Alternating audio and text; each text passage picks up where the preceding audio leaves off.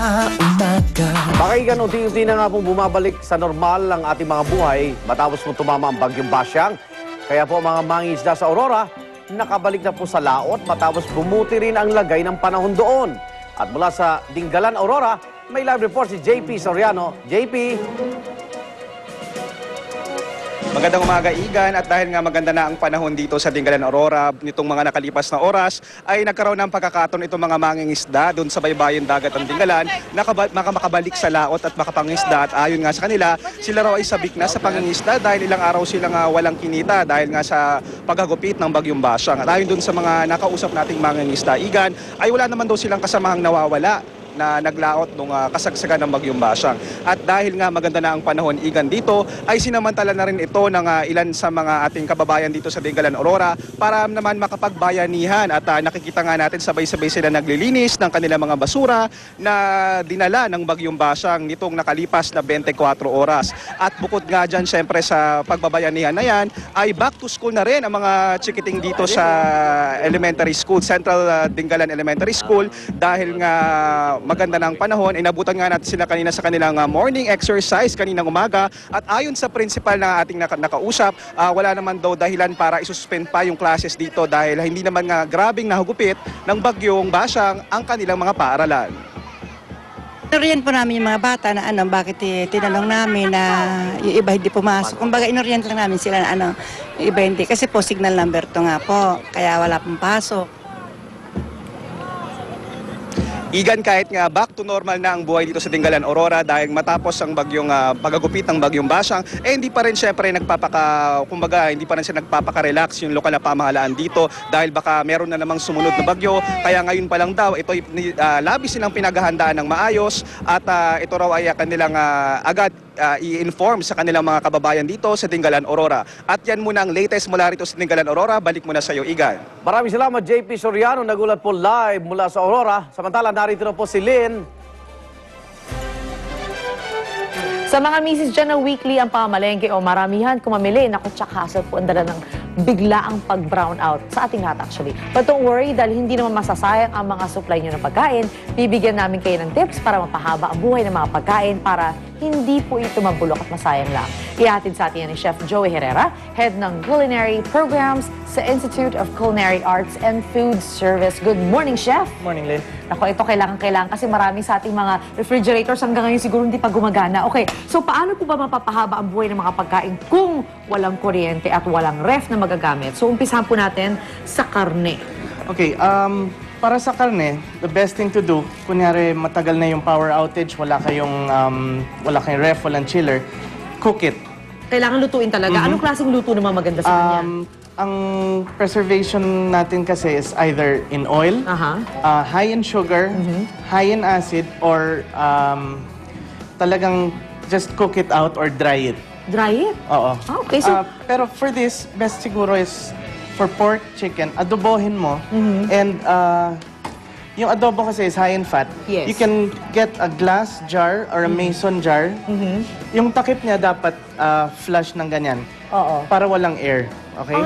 Okay. So fill it up to the rim and then cover it. Kasi yung air, the oxygen in the air will cause rancidity in the grease and the oil. So it's nice to keep it air-free. Air-free. Okay, so maaaring masira kung papasukan siya ng hangin. Correct. So you have to put it there. At ang best is adobo, you said. Adobo, kasi it's oily. Alright, so oily as possible.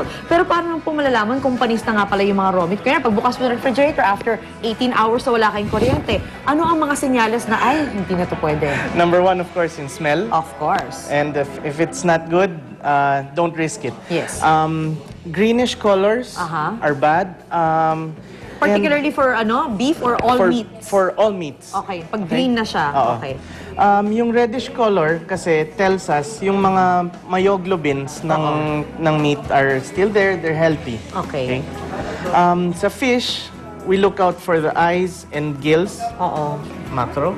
Yan. Okay, yung So gills red niya. pa. Medyo nalinis na to, but I see there mapula siya. And the eyes are clear and glassy. Okay. So yun, yun ang mga senyales ng pag-isda. So pero paano po ba ma-preserve? Kuya rin mga isda natin, like we said kanina, pagbukas ng ref, 18 hours later, what do we do? Okay, one good thing, it's a very old method, Oh. is to smoke it. Smoke yung best method para ma-preserve mo yung isda mo. Well, aside from daing or drying it out, we can smoke it. So just get one of your old pans, Okay. line it with foil para hindi masira, Okay. and then just some Sugar? sugar. Gano'ng karaming asukal dapat? Depende kasi kung gaano ka smoky mo gusto. Ah, okay. And then, And bigas. anong klaseng bigas? Any? Mura lang. Akala ko kailangan brown rice or yung mga long grain. So basta bigas, okay na siya? Yes, yes. Okay, so sugar at bigas? Some people would add tea leaves or something. You need a rack, Oo. okay, here. And just your fish, Yes. kung ilan man. And just cook this over medium heat. Oo. So Gano'ng it's katagal? going to smoke. Makikita mo, parang mukha na siyang tinapa. It's going to turn brown and smoky. Now that will preserve your fish and it's going to keep unrefrigerated for a few weeks. Ay, talaga? Wow, okay. So, okay siya. Kahit na walang brown out, okay lang. Masarap kainin ng mga tinapa, ha?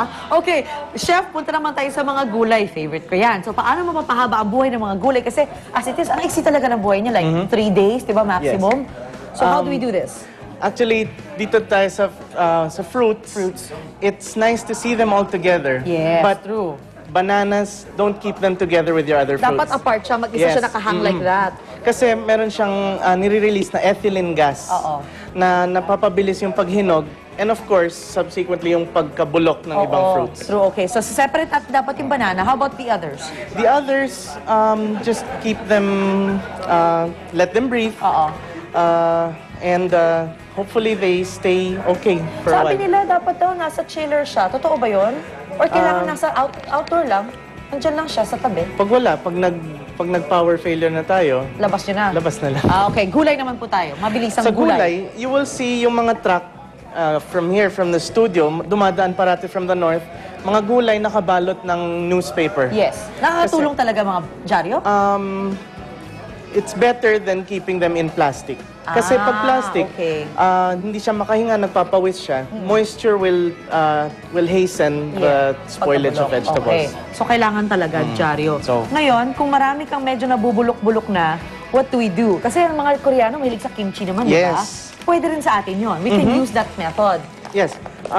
So, if you have Chinese cabbage like this, okay, pwede ka na mag-kimchi.